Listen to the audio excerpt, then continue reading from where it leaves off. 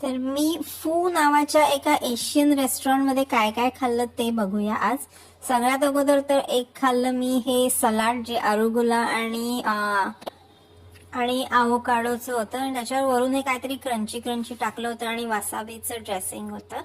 नंतर आल्या 2 सुशी. ही सॅमन सुशी मी ऑर्डर केली होती. त्याच्यावर ही ग्रीन वसाबी पेस्ट आणि हे अद्रक आल्याचा गलंगल असतं बहुतेक, हे त्याचा तुकडा असतो. आणि ही बघा कशी सुंदर गोजीरवाणी दिसते सुशी. मला खूप आवडते सुशी. म्हणजे सुशी कशी ज्याला आवडते त्याला आवडते आणि ज्याला नाही आवडत त्याला नाहीच आवडत. एवढी सुंदर दिसते आणि टेस्टला पण तेवढीच छान असते. नंतर आले 3 डिमसम बरं का, मोमोज नाही. ह्याचं वरचं जे आवरण ते एवढं लुसलुशीत आणि पारदर्शक होतं आणि चिली ऑइल बरोबर दिले होते ते. आतमध्ये हे व्हेजिटेरियन मागवले होते मी. हे खूपच छान टेस्टी होते. नंतर आली एक रेड स्नॅपर फिश करी आणि ब्लू फ्राईड राईस. तर स्नॅपर म्हणजे फिशच असतं आणि हा त्यांचा ब्लू फ्राईड राईस आहे.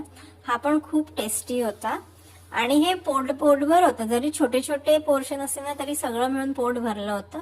आणि आपण काही मागवलं की ह्या 4 गोष्टी, म्हणजे एक ती हिरवी चटणी भारतीय आणि या 3 एशियन चटण्या आणि त्यात असतं सोया सॉस असतो.